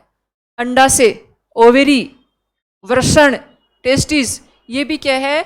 मिश्रित ग्रंथि है, ना तो बहिस्रावी है ना अंतःस्रावी है। तो देखो अग्नाशय तो हर किसी को आएगा, ये सारी चीजें लिखेंगे, अग्नाशय, पेंक्रियाज, और इसमें तुम लिखते हो इंसुलिन हार्मोन रिलीज करता है। कौन सा हार्मोन है? इंसुलिन। फिर कहते हो कि इंसुलिन की कमी हो जाती है तो डायबिटीज होता है। अब डायबिटीज भी दो प्रकार का होता है, डायबिटीज भी दो प्रकार का होता है, वो तो हाइपो, बहुत बाद की बात है। पीयूष ग्रंथि से एक हार्मोन निकलता है, उससे भी डायबिटीज होता है, और इधर अग्नाशय ग्रंथि में इंसुलिन हार्मोन की कमी हो जाती है, वहां पे भी डायबिटीज होता है। तो डायबिटीज रोग दो ग्रंथियों के हार्मोन से हो रहा है। अभी लिखेंगे अपन, इंसुलिन तो पता है, लेकिन पीयूष ग्रंथि से निकलने वाले जो एक हार्मोन पढ़ेंगे अपन, वेसोप्रेसिन हार्मोन। वेसोप्रेसिन हार्मोन, इस हार्मोन अगर ये डिसबैलेंस्ड हो जाए तो कौन सा रोग उत्पन्न होता है? डायबिटीज। और डायबिटीज भी कौन सा होगा, ये पूछते हैं कौन सा डायबिटीज, डायबिटीज के नाम लिखता है ये वाला वो, तो ये सारी चीज तो केवल इंसुलिन की कमी से ही डायबिटीज नहीं होता है। पीयूष ग्रंथि से एक हार्मोन निकलता है वेसोप्रेसिन, उसकी भी अगर कमी हो जाए तो कौन से रोग होगा? डायबिटीज होगा। उनके नाम पूछता है, तो लिखना सबसे पहले पीयूष ग्रंथि में लिखना, यह ग्रंथि, पीयूष ग्रंथि में लिखना, यह ग्रंथि मस्तिष्क के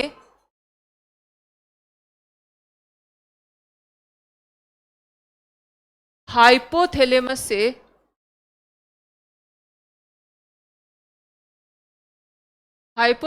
से जुड़ी होती है।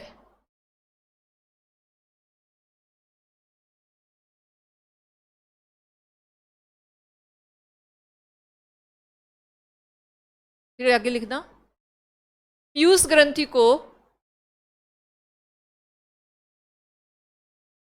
पीयूष ग्रंथि को मास्टर ग्लैंड के नाम से भी जानते हैं, मास्टर ग्लैंड के नाम से भी।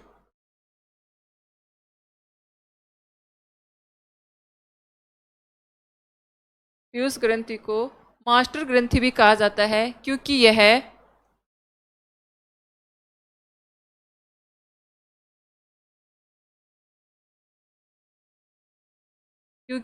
यह अन्य अंतःस्रावी ग्रंथियों पर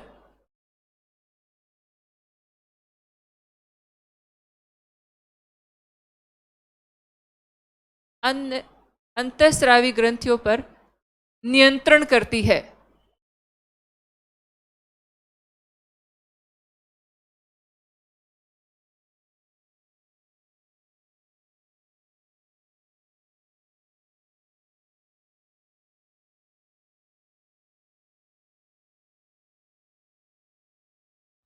देखो हाइपोथैलेमस से कौन सी ग्रंथि जुड़ी है, इसको क्या कहते हैं।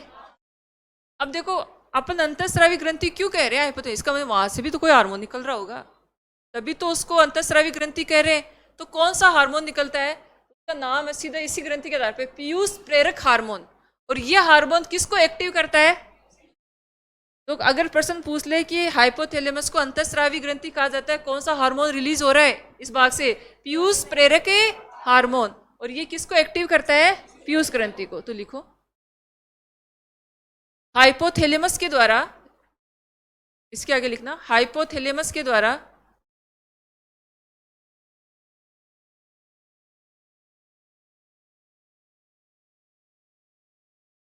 हाइपोथैलेमस के द्वारा, ये नाम लिखना, पीयूष प्रेरक हार्मोन, पीयूष प्रेरक हार्मोन, पीयूष प्रेरक हार्मोन स्रावित होते हैं, स्रावित होते हैं जो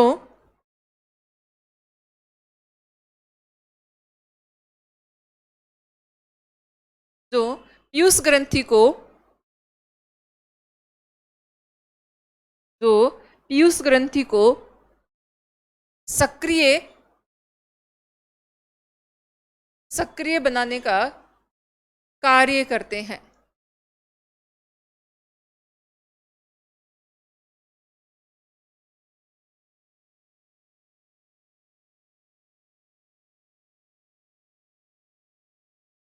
अब अपन एक सीधा लिखेंगे पीयूष ग्रंथि से स्रावित कौन कौन से हार्मोन है।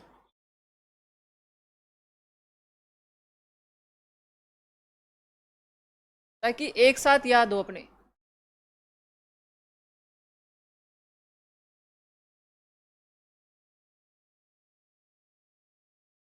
पिट्यूटरी ग्लैंड से कौन कौन से हार्मोन निकलते हैं, सीधा चार्ट बनाना मेरे साथ में। सबसे पहले growth hormone GH,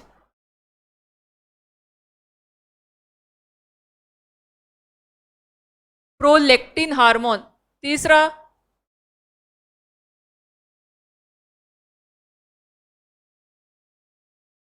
oxytocin hormone, और चौथा जिससे डायबिटीज आएगा वेसोप्रेसिन हार्मोन।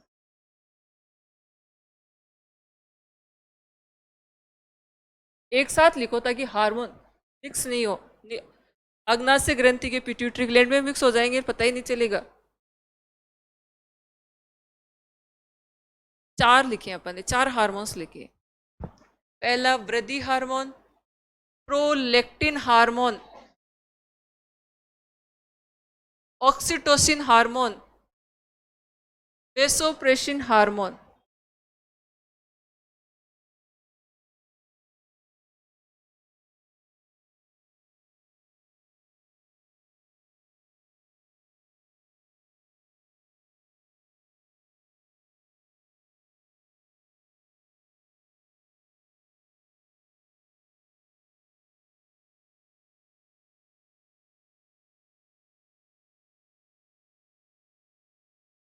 फॉर्मेशन को कहते हैं निर्माण,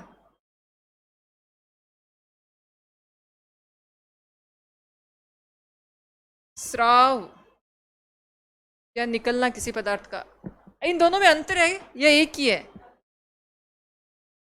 देखो ना कार्य एक जैसे दिखते हैं, बहुत कंफ्यूज होता है। और ये ऐसे प्रश्न जरूर लाती है आरपीसी घुमा फिरा के। प्रोलेक्टिन हार्मोन और ऑक्सीटोसिन हार्मोन दोनों मिल्क से संबंधित काम करती है। एक जगह लिखना फॉर्मेशन निर्माण, एक जगह लिखा है इजेक्शन। पशुओं के इंजेक्शन लगाए जाते हैं ना, दूध ज्यादा दे वो, तो कौन से के लगाए जाते हैं, ऑक्सीटोसिन के लगाए जाते हैं। कौन से हार्मोन के, ऑक्सी, हालांकि वो बैन कर रखे हैं लेकिन सब चल रहा है। और प्रोलेक्टिन का काम होता है मिल्क का निर्माण करना, और ऑक्सीटोसिन का होता है मिल्क का इजेक्शन या मिल्क का स्राव करवाना। दोनों अलग अलग है। प्रश्न में देखना है फॉर्मेशन शब्द काम में ले रहा है या स्राव या इजेक्शन शब्द काम में ले रहा है, ये देख लेना। यही लिख लो इसके नीचे ही, यही काम है इसके, यही खत्म हो गए दो। दुग्ध निर्माण की क्रिया को प्रेरित करने वाला हार्मोन, ये शुद्ध हिंदी है, प्रोलेक्टिन। दुग्ध स्राव को प्रेरित करने वाला हार्मोन ऑक्सीटोसिन।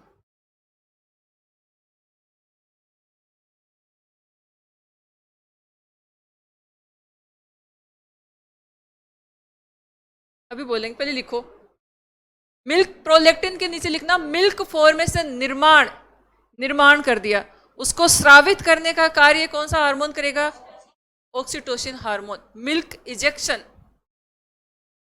ये दो हार्मोन खत्म होते हैं, लेकिन कंफ्यूज बहुत होते हैं। फॉर्मेशन अलग है और इजेक्शन या स्राव करवाना अलग चीज है। कोई चीज बन के एक जगह इकट्ठी हो गई, उसको दूसरे भाग तक पहुंचाना, स्रावित करवाना, वो कौन सा काम करता है? ऑक्सीटोसिन। दुग्ध निर्माण और दूध निष्कासन या स्राव, दोनों शब्द अलग अलग है, हार्मोन अलग लगाएंगे, एक मत कर देना। आया ये सवाल नहीं है, किसी ने किसी परीक्षा में पूछे हुए। ये एक शब्द की मिस्टेक सारा प्रश्न गलत करवा देती है। अब देखो, वृद्धि हार्मोन या सोमेटोट्रोपिक हार्मोन में लिखो। कितने प्रकार के हार्मोन लिखे भाई? वृद्धि हार्मोन, इसका दूसरा नाम क्या है? सोमेटोट्रोपिक हार्मोन। दूसरा, तीसरा और चौथा वेसोप्रेसिन हार्मोन। इसको एडीएच भी कहते हैं, फुल फॉर्म लिखेंगे इसकी। हाँ, anti diuretic hormone.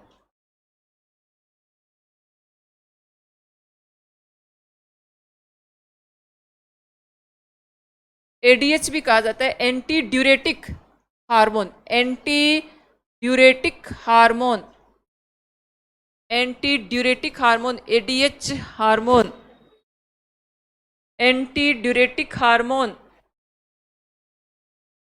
Anti diuretic hormone, ADH hormone. Vasopressin का दूसरा नाम लिखना एडीएच। एडीएच का फुल फॉर्म क्या होता है? Anti diuretic hormone.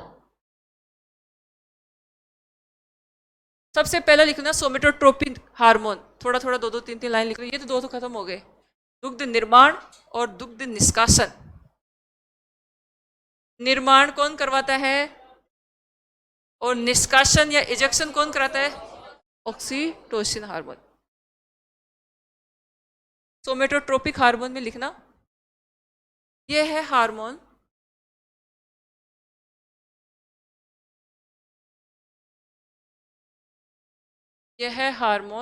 शरीर की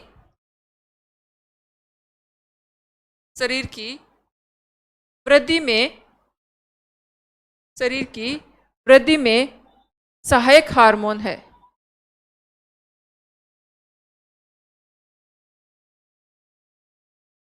वृद्धि में सहायक हार्मोन है। इस हार्मोन की कमी से, बच्चों में लिखना ना, इस हार्मोन की कमी से बोनापन और अधिकता हो जाए तो महाकायता, दानवाकार हो जाता है शरीर। बच्चों में यदि हार्मोन ज्यादा हो जाए तो हाँ, महाकायता। ये किससे होता है भाई? अधिकता से। सीधा लिख लो, पैराग्राफ बनाने की जरूरत नहीं है। सोमेटोट्रोपिक हार्मोन, बोनापन रोग किससे होता है? कमी से। और ज्यादा हो रहे हैं महाकायता। और महाकायता कौन सी स्थिति में आता है? जब कौन से हार्मोन का वृद्धि हो जाए? अधिकता से होने वाला रोग कौन सा है भाई? बताओ, दिखा। पहले लिखो तुम। लिखना, समझना, देखना, ये सारे काम एक साथ करते हो तुम।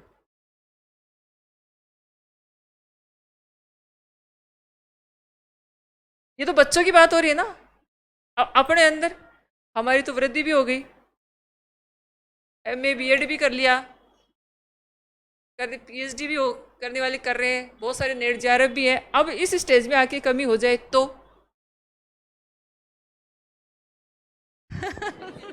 वो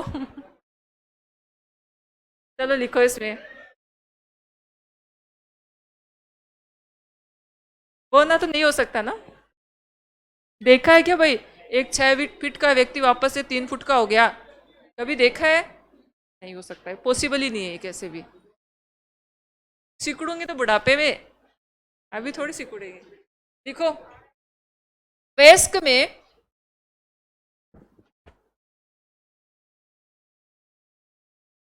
वयस्क में इस हार्मोन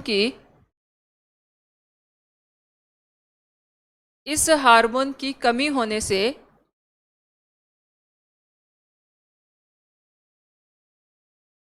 अनेक शारीरिक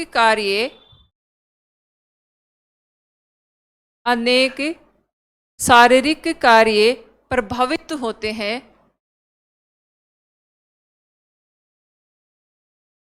जैसे उपापचय की क्रिया, मेटाबॉलिज्म, जैसे उपापचय की क्रिया,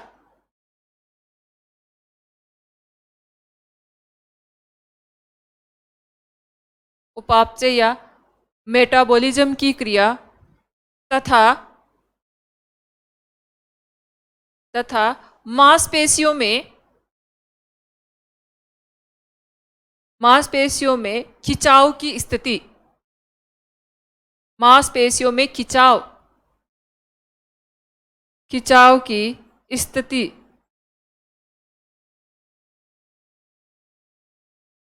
फिर अगली लाइन से लिखना, इस हार्मोन की अधिकता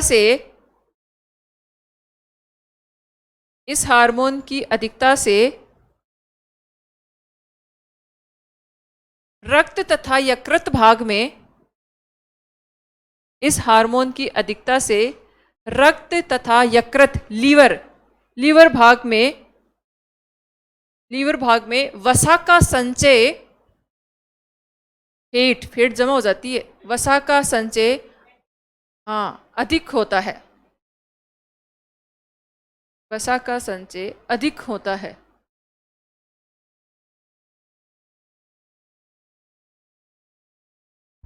देखो, यही पूछते हैं दो, ये तो ये नहीं पूछते क्योंकि रोग पूछते हैं।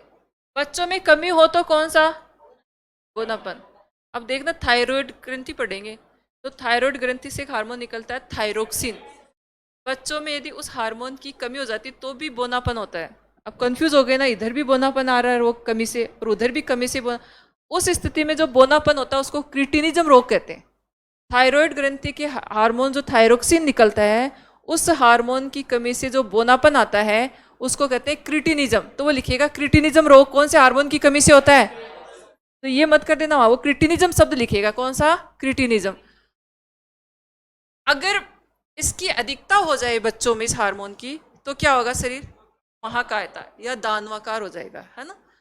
अब देखो कौन कौन से दो हार्मोन हो रहे हैं, प्रोलेक्टिन और ऑक्सीटोसिन। इनका काम वही हो गया। प्रोलेक्टिन हार्मोन मिल्क फॉर्मेशन, निर्माण का काम करता है। ये किसका काम करता है? ये निर्माण का, मिल्क फॉर्मेशन का काम करता है। दुग्ध निष्कासन या मिल्क इजेक्शन का जो कार्य करता है वो कौन सा करता है? Oxytocin hormone. अब कंफ्यूज नहीं होगे। अगला कौन सा है? वेसोप्रेसिन का दूसरा नाम, एडीएच का पूरा नाम एंटी डायरेटिक हार्मोन। ये किडनी से संबंधित काम करता है। ये किससे संबंधित कार्य करता है? किडनी से संबंधित। तो ये लिखो सीधा, वेसोप्रेसिन हार्मोन या एंटी डायरेटिक हार्मोन।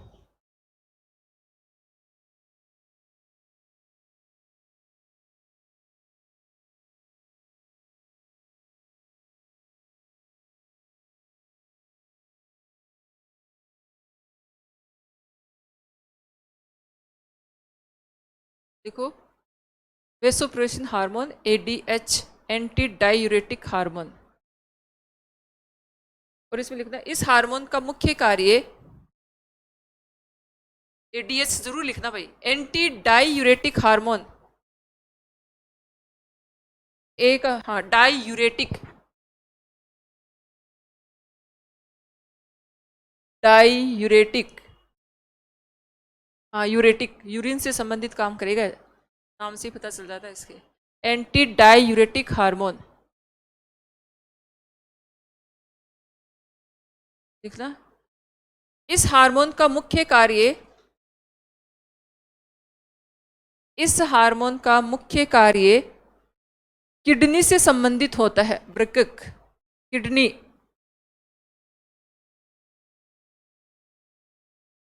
किडनी से संबंधित होता है।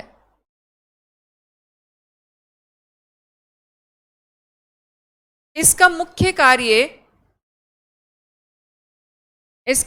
कार्य जल संतुलन को बनाए रखना, वाटर, जल संतुलन को बनाए रखना, वाटर बैलेंस रखता है, जल संतुलन को बनाए रखना, जल संतुलन को बनाए रखना। अब थोड़ा सा ध्यान देना, एडीएस का मतलब क्या होता है? Anti diuretic hormone. अगर इसकी मात्रा बढ़ जाए तो शरीर में किसकी मात्रा कम होती है? यूरिन की, मूत्र की। दोनों एक दूसरे के विपरीत चलेंगे। यदि एडीएच बढ़ता है तो यूरिन का निर्माण क्या होने लग जाता है? कम होने लग जाता है। यदि शरीर में एंटी डायूरेटिक हार्मोन का लेवल कम हो जाता है तो किसकी मात्रा बढ़ जाती है? यूरिन की मात्रा बढ़ जाती है। तो लिखो इस चीज को, ऐसे लिख लो। अब मुझे ये बताना, कल एक लाइन छोड़ देना, थोड़ा तुम भी दिमाग लगाना, इसमें से कौन सी स्थिति डायबिटीज की बन रही है? डायबिटीज में यूरिन कम पास होता है या बार बार होता है? अब उत्तर भी मिल गया। कौन सी स्थिति ऐसी है जो डायबिटीज की बन गई? एडीएस क्या हो रहा है? तो क्या बढ़ रहा है? इसका मतलब यहां कौन सी कंडीशन आ गई? डायबिटीज। एंटी डायूरेटिक हार्मोन दोनों एक दूसरे के अपोजिट काम कर रहे हैं।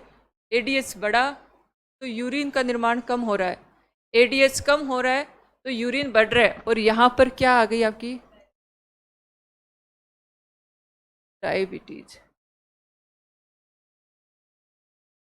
अब डायबिटीज भी दो प्रकार की होती है, कल बताएंगे इसको। इंसिपिडस, इससे कौन सी डायबिटीज होती है बात करेंगे अपन। इंसुलिन हार्मोन की बात करेंगे तब, नहीं तो कंफ्यूज हो जाओगे। अब आप बताओ, 4 हार्मोनों के नाम बताओ फटाफट। सारे सबको बोलना है।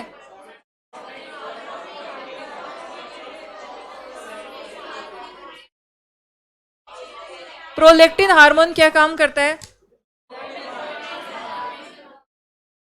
निर्माण करता है। ऑक्सीटोसिन निष्कासन का काम करता है, स्राव का कार्य करता है, इजेक्शन का कार्य करता है। एडीएच बढ़ता है तो क्या होता है? और एडीएच कम होता है तो, और यहां पर कौन सा रोग बनता है? डायबिटीज रोग बनता है। अगली ग्रंथि लिखो, थायराइड ग्रंथि।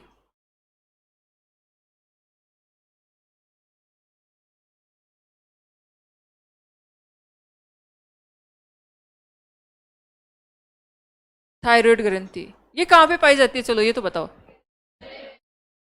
गले में पाई जाती है। गले में कहां? गला थोड़ी लिखता है, श्वास नली। हाँ, वो दूसरी होती है, थाइमस होती है। हाँ, थायराइड ग्रंथि अलग है और थाइमस अलग है। देखो इसमें थायराइड ग्रंथि, देखो थायराइड ग्रंथि का जो हार्मोन है ना थायरोक्सिन, उससे जो संबंधित रोग पूछते हैं। बच्चे में अगर कमी हो गई तो क्रिटिनिज्म बोलना रह जाता है। अगर वयस्क में इसकी कमी हो गई, क्योंकि थायरोक्सिन आयोडीन का संश्लेषण करता है। किसका संश्लेषण करता है? आयोडीन का। तो वयस्क में अगर इस हार्मोन की कमी हो रही है, इसका मतलब कहीं ना कहीं कौन प्रभावित हो गया? आयोडीन का संश्लेषण। और वहां पे जो रोग उत्पन्न होता है उसको कहते हैं गोइटर या घेंगा रोग। क्या कहते हैं? गोइटर या घेंगा रोग। तो थायरोक्सिन का मुख्य काम होता है आयोडीन का संश्लेषण करवाना। किसका संश्लेषण करवाना? आयोडीन का संश्लेषण। तो लिखो थायराइड ग्रंथि, पहले लिखो पोजीशन कहाँ होती है, फटाफट लिखो। थायराइड ग्रंथि श्वास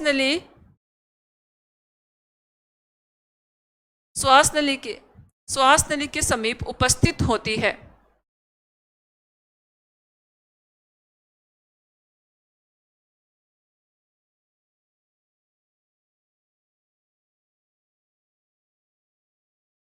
थायराइड ग्रंथि से स्रावित मुख्य हार्मोन थायरोक्सिन होता है। थायराइड ग्रंथि से स्रावित मुख्य हार्मोन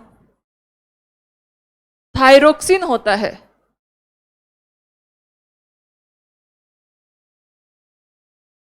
थायरोक्सिन होता है जिसका मुख्य कार्य थायरोक्सिन होता है। थायराइड ग्रंथि से स्रावित मुख्य हार्मोन थायरोक्सिन, थायरोक्सिन होता है जिसका मुख्य कार्य आयोडीन,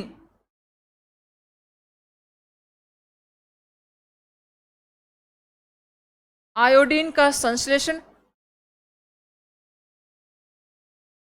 जिसका मुख्य कार्य नंबर 1 करके लिखना, आयोडीन का संश्लेषण, सिंथेसिस ऑफ आयोडीन, आयोडीन का संश्लेषण करना।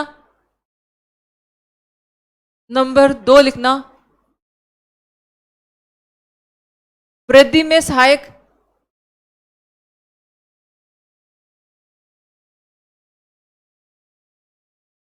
वृद्धि में सहायक।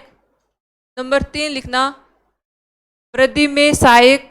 नंबर 3, उपापचय क्रियाओं का नियंत्रण करना, मेटाबॉलिक जो क्रियाएं हैं उनको नियंत्रित करना, उपापचय क्रियाओं का नियंत्रण करना, उपापचय क्रियाओं का नियंत्रण करना। क्या क्या काम करता है बताओ, दिखा भाई। थायरोक्सिन हार्मोन आयोडीन का संश्लेषण करता है, वृद्धि का, ग्रोथ का काम करेगा, और उपापचय का काम करेगा। अब देखो, बच्चों में जो रोग होगा वो तो अलग होगा और वयस्क में जो होगा वो अलग होगा। बच्चों में यदि थायरोक्सिन हार्मोन की कमी हो जाती है तो उनको इंजेक्शन भी लगाते हैं, कई आजकल देखा होगा कि थायराइड के इंजेक्शन लगवाते हैं, लेकिन उनका इफेक्ट बहुत लोगों के नेगेटिव आ जाता है फिर। तो थायरोक्सिन की कमी तो वृद्धि कम और बोनापन आ जाता है। तो थायरोक्सिन हार्मोन की कमी से जो बोनापन उत्पन्न होता है उसको कहते हैं क्रिटिनिज्म। उस रोग को क्या कहते हैं? क्रिटिनिज्म रोग कहा जाता है। तो लिखो इसमें, थायरोक्सिन हार्मोन की कमी से होने वाले रोग।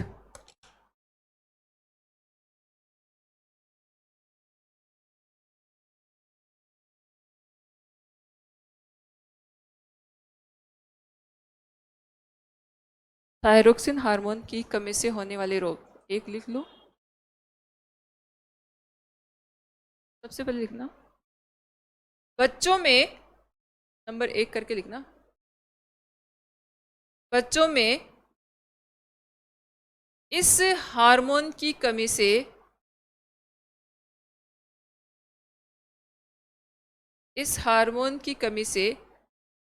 वृद्धि, इस हार्मोन की कमी से वृद्धि प्रभावित होती है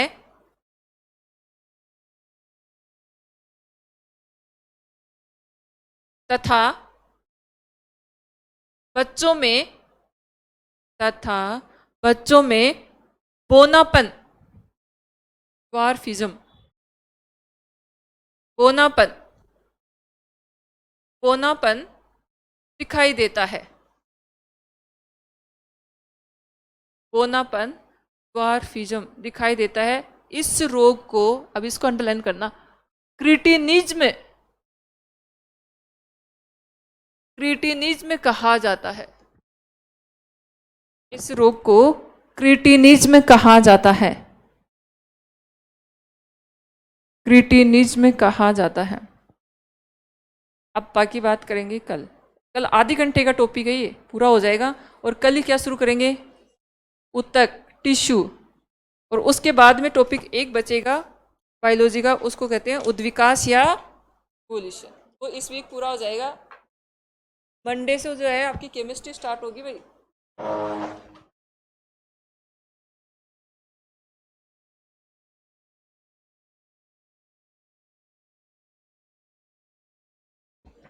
इसको पढ़ के आना है कल।